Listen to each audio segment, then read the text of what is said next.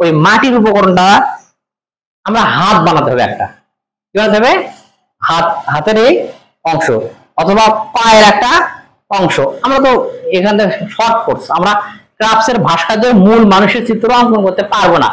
তখন আমরা করবো কি, সহজ করে এ যাবৎ 3 বার পরীক্ষা নিয়েছি শুধুমাত্র মানুষের মুখাকৃতির একটা অংশ নাক, কি নাক। আচ্ছা হাসিল বানায় না, হাসিলের কি সুন্দর জিগ বানায় না, দেখি না আমরা আগে মায়েরা বানাতো আগে ওই রকম করে সুন্দর করে নাক মুখ একটু ছোট্ট একটা কাগজ দিয়ে এতটুকু এতটুকু এতটুকু কাগজ নিয়ে এতটুকু কাগজ 1 ইঞ্চি পুরো করে এইটুকুতে শুধুমাত্র নাক অঙ্কন করে অনেকে পরীক্ষা পাস করে গেছে। যারা আজকে নিবন্ধন অংশগ্রহণ করবে তারা এভাবে পাস করে গেছে। আমি প্রশ্ন আউট করে দিলাম, কি লাগবে, একটু মাটি দিয়ে একটা নাকের মতো, জাস্ট নাকের মতো অঙ্কন করতে যে ধরনের উপকরণ লাগে সেটা আপনার হাতের কাছে পাওয়া, আপনি যেটা দিয়েই পারেন, যেটা দিয়ে পারেন সে অঙ্কনটা করতে হবে। সেই ছোট ছোট উপকরণগুলো আপনার ব্যাগে রাখতে হবে। এটা হলো আপনার একটা কাজ। তাহলে এই কাজটা এটা কিন্তু প্লাস মাটি দিয়ে একটা কাজ করতে হবে। আর একটা পরীক্ষা হবে, সেটা হচ্ছে কাগজ কেটে এটা একটা পরীক্ষা কিন্তু নাম্বার, আমি যেটা পরীক্ষা বোর্ডে হয় এটা আমি বললাম। কাগজ কাটতে কি লাগে, কেচি লাগে, আইতে লাগে কাগজটা জোড়া দেখি লাগে আঠা। আর এখানে কিছু উপকরণ লাগতে পারে যেটা ওই কাগজকে সৌন্দর্য করার জন্য একটা উপকরণ, এগুলো আপনাকে হাতে কলমে নিয়ে গিয়ে ওখানে বসে পরীক্ষা চলবে। পরীক্ষা চলাকালে আপনাকে প্রশ্ন দেওয়া হবে, আপনাকে ওই কাগজগুলো দিয়ে আপনি একা একা সুন্দর করে কাজগুলো করবেন। এই কাজগুলো করতে আমি অথবা আমার মতো শিক্ষক কিংবা আমার স্যারকে আমি ওখানে নিয়ে যাবো।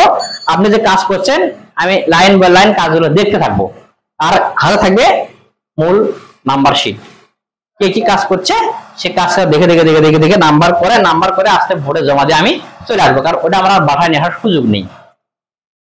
মানে কে কাজ মানে কিভাবে নাম্বার দেবো, ওইখানে নাম্বার দিয়ে ওখান থেকে চলে আসা, এভাবে যদি মূল পরীক্ষা হয়। সুতরাং আপনাকে যেমন ধরো অনেকে আছে মাটির খেলনা অনেক সুন্দর উপকরণ বানাতে পারে না, ছোট ছোট পুতুল, ছোট ছোট টেরাকোটা এগুলো বানাতে পারে। টেরাকোটা নতুন শব্দ মনে হলো, টেরাকোটা কিন্তু জানায় সবাই টেরাকোটাটা কি।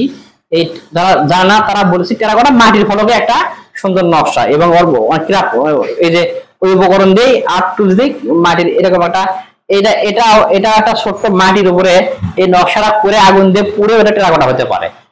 এরকম টাইলসের আকারে, মানে টাইলসের আগেকার ভার্সন, ওখান থেকে টাইলস চলে আসছে টেরাকোটা আগে।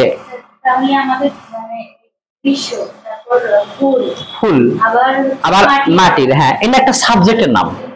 একটা সাবজেক্টের এক উপকরণ আপনাকে সংগ্রহ করতে হবে। যদিও এই সাবজেক্টটা কেন দিয়েছে, বিশ্ববিদ্যালয়ে ওরা 4 বছর করতো না, 4 বছরে ওরা সবই করে আসতো। যেমন ধরেন বঙ্গবন্ধু মুরাল, আপনি যদি সারা জীবন খালি এই অঙ্কন শেখেন, তাহলে আপনাকে বলেছে যে একটা মুরাল করে দেন, আপনি কিভাবে করবেন, আপনি যে শিল্পী আপনাকে করতেই হবে। তখন ওরা করে কি সব সাবজেক্টে আপনাকে ফ্যাশন ডিজাইনার, ফ্যাশন কি করবে, আপনি একটা জামা বানাতে হবে, এটা কে করবে, আপনি শিল্পী, আপনাকে করবে না।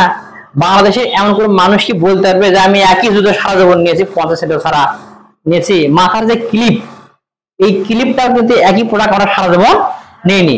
আচ্ছা এর বীজটা কোথায় পাওয়া যায়, মানে আল্লাহ তরফ থেকে বীজটা আছে মাথার ক্লিপের বীজগুলো? এটা কিন্তু আসে না, কোথেকে আসে, কে করে, শিল্পীরা করে। শিল্পের এই যে বোতলের যে ডিজাইনটা দেখেন, এটা স্পার একটা বোতল, আপনি দেখবেন অন্য ব্র্যান্ডের পানি খান এর মতো বোতল না।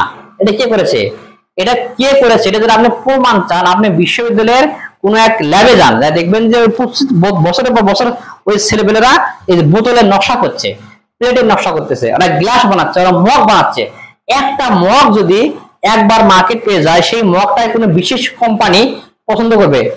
এই মগটা সুন্দর। যেমন ধরেন আমরা যদি বলি একটা চা কাপ, সেই ছোটবেলায় যে চা খাতাম, এখন কি সেই ডিজাইন আছে এখনো?